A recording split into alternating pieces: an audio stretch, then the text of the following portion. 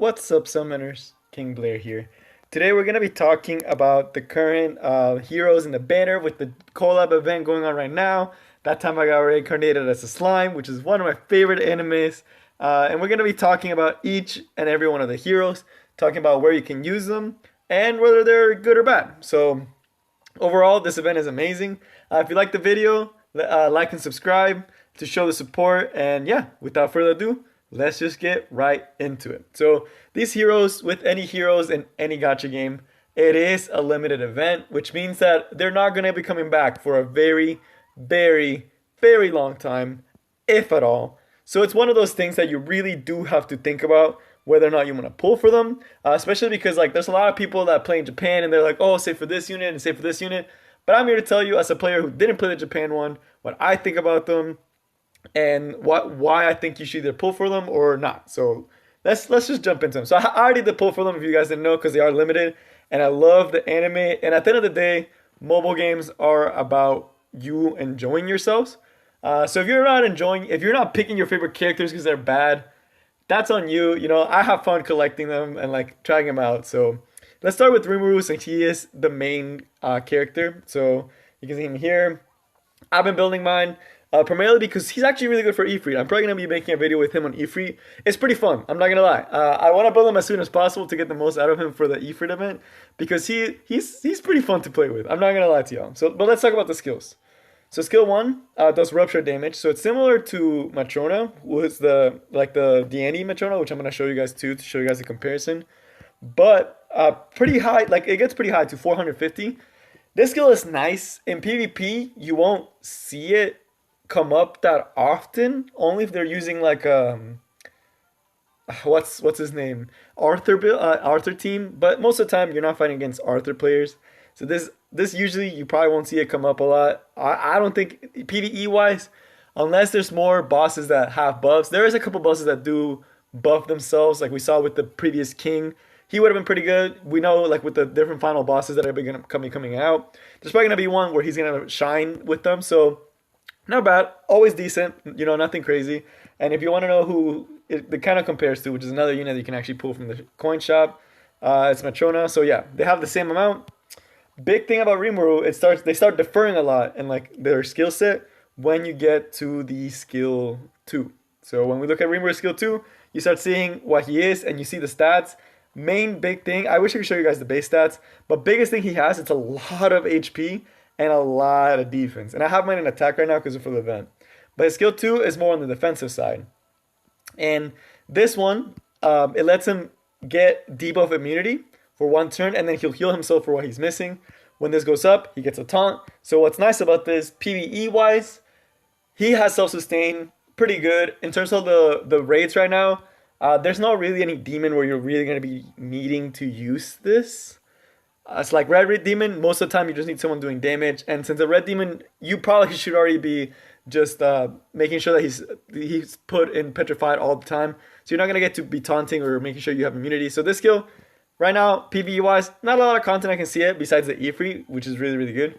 PvP wise, there are a couple of times where taunt is actually really, really good, and there's some really unique strategies out there with taunt, particularly with Gother, because if you get the skill to be turn 2, you basically take all the damage for that turn, and you're able to heal. The problem with this skill is that Escanor is really, really big, and Escanor's skill 2 removes those buffs.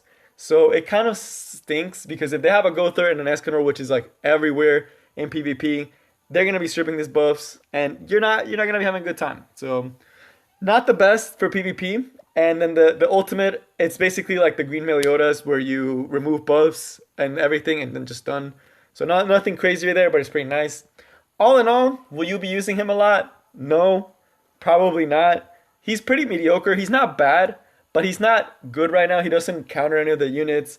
Yes, the taunt is nice, but there's other units that do the taunt as well. And then the first skill, Rupture, it doesn't come up that much. So he's kind of like, he's meh. So nothing too crazy. But, you know, he looks clean. I like him. He looks cool. There are always going to be some PvE content where you might be using him. And if you like him overall, you can always, always find teams you can use him in. Especially, you know, we never know where the meta is going to be heading, and this skill might actually come in handy to have a water unit that can taunt. Right now, not so much. You're going to be getting one shot by Escanors. Although he can take a couple hits because he does get a lot of defense related stats. So that's defense and resistance. He gets 8 every turn. And with this skill, making sure he can heal, he can get pretty annoying. I probably eventually will build him with a full defense set to see if I can get a lot of patience on him. But right now, I don't think it's the best time for him. He just doesn't beat a lot of the big meta units. A lot of the strong units right now are actually the grass. I know it's not grass, but the grass, the green one that you guys see there. All right, let's head to the next one. So this one, everyone should get. So whether you pull for him or not, it just depends on whether you want to max out the ultimate. For Rimuru, I just pulled. I really wish I don't get more of him. I won't awaken his ultimate fully because I don't like it that much. I probably will use the coins to get another unit or something else. But the one that everyone gets is going to be Benimaru, who you also get all of from. So he, overall, his attack is a little bit on the low side. His HP is okay, and his defense is pretty good. Like, he's a little bit more bulkier, but he actually has a lot of PvE uses, especially if you're early on and you want to be able to beat a lot of the different demons. So what does he do? And why do I say he's actually not bad? So first skill, honestly, one of the best skills in the game, weak point. It's one of the easiest thing you can do. It's so easy to get debuffs on the enemy. This is something you should be getting, and it's so good. Jericho, if y'all know, Green Jericho is amazing. Yes, Jericho has better stats in terms of crit damage, and her ultimate is nuts. But, you know, Benimaru is actually pretty good. He actually can do a lot, and he's fire. So the big thing about that is Red Demon, he'll actually be able to do the weak point damage. And also for the Crimson Demon, he can actually do quite a bit of damage to Crimson Demon, especially because people are always trying to debuff the Crimson Demon. It's so easy to just come in with Benimaru and just use the skill and get the weak point, because they're always going to have like Ignite or things like that. Yes, Red Meliodas is still pretty good, but he's a good support attacker, and he just looks so clean, you know? If you like the anime, it's like, honestly, the raid battles are not super hard. So if you want to use him because you like how he looks, I want to get him. The second skill is also pretty good, and I actually see some uses for this PvP wise, because having an AoE defense break basically is pretty nice. Yes, there is Green Bond who also steals attack, but this one steals both all defense related stats, so resistance and defense. So it does help a lot more to be able to do more damage. And the other thing is that he doesn't steal the buff, so they can't like stun him and then they'll lose the defense break. So that part's kind of nice. The other thing, this is really good for PvE, because being able to just set this defense down while also having the break, it's basically like a mini Jericho, except this stays for like 2 turns versus Jericho's bleed is, yeah, it's 2 turns, but it's like you're bleeding versus they're taking more damage. So I could actually see a lot of really cool stuff with him in Crimson Demon. I actually think he's a pretty good Crimson Demon unit. And then last but not least, of course, the ultimate. Always nice to have decreasing skill rings. Is it going to be game changing for PvP? No. But it does deplete the ultimate, but it's okay. It's an okay ultimate. It's not one of the better ultimates. Damage it gets pretty high, I think. I think it goes up to like close to like 1,000, so similar to Jericho. So it can do a lot of damage, but it doesn't do any special damage. It just decreases skill ranks. So it's not the greatest. But it's overall, pretty solid kit. And this one gets a lot of damage dealt. So, you know, the longer the fight goes, you're going to be doing more damage. And this skill it doesn't reset. So the longer the fight, the more damage you'll start doing, the better this skill will start being. So it's pretty nice. I honestly don't think he's that bad. I probably will build him because he looks fun. And I don't have Demon Melee yet for Crimson Demon. So I'm probably going to build him and Demon Melee, because why not? You know, you have the option to. So, and they probably work pretty well together because of the decreased defense.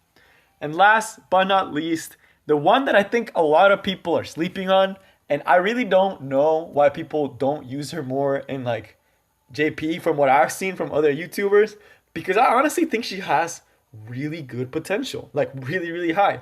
Because every time I go in arena, the strategy that everyone's trying to do is fill up their ultimates as fast as possible, right? But you can come in with her, and while they're trying, and if you can fill up your ultimate gauge before, whether you get first or second, and you can fill it up with her turn 1, it's very possible for a lot of builds. If you go first and you fill this up turn 1, this is really strong, because inflicting detonate it's already a high damage AoE. You have to remember that it's AoE skill. This goes up to almost like 600 on everyone, and it's a 15% additional per orb. So most teams, if they go, they're gonna have at least one, because if they go second, they'll have one. If they have Merlin, they'll have two, and if they hit the food, they'll have three, and then they'll probably get to five. And then you come in with this skill, and it's gonna be doing 65 extra damage on top of what it was already doing. And I think that's just so freaking good. Like that ultimate in itself, I don't know why people aren't using her more. And the other thing is her passive is actually pretty nuts too, because it increases her crit damage. Every turn she gets more and more crit damage, and then if y'all look at her crit rate, it's actually really freaking high, 80%. Yeah, crit resistance is a thing, but isn't that much? You know, if you give her a crit rate set, she's gonna have over 100. So it's like you're gonna be critting, you're gonna be doing tons of damage. And the other thing is her kit just looks like it works so well. Because you think, oh, it's just an ultimate. No, because you also have spike damage. So if you build her crit damage, that's even more damage you can be doing from your skill 1. Like look at that. That's nutty damage. And then from the skill 2, again, as we mentioned, everyone's trying to get their ultimate. Yeah, Escanor can get through this, which is the big thing that she gets countered, is Escanor exists. But still, disabling ultimate on most characters, most of the time I usually focus on the Escanor, and then the go through will get his ultimate. Look, you can stop it right there, boom, and then go through doesn't counter you anymore because you stop him from using his ultimate, and then you get your ultimate and you wipe him out because he has 5 gauges, and she's water, so she counters go through. So I don't know, man. I think people are really sleeping on Milim. She's the next unit I'm going to build. Because I think she has so much potential, especially in the other type of arena where you have the costumes and everything, where she can do way more damage and she gets way more access to all the clothes you can get from her. I still have to evolve her to get the last outfit, but it's pretty nice. It kind of stinks that she doesn't have a weapon. I really wish she did, but it'd be like that. But yeah, and then there's the other removal, but he's okay. I think his passive is really unique. Like this passive is pretty cool. And I could see it being used on certain bosses more than Red Elizabeth, or paired with Red Elizabeth. And he does some stuff. You know, it's a pretty decent healer. But that is all I have for you guys today. So all in all, if you like that time I got reincarnated as a slime, which is an amazing anime, and y'all should go watch it. I loved it. It's just like that lighthearted, feels good anime. Just go ahead and watch it. And if you like the anime, I would pull for them. Out of all of them, I honestly think Milim is the one that you want to try to be pulling for because she's the best. Granted, you don't have that much control over it, but I would at least try to get them as collectibles because that's the least you can do. You know, they're probably not gonna come back for over a year, and you never know what can happen to a game in a year.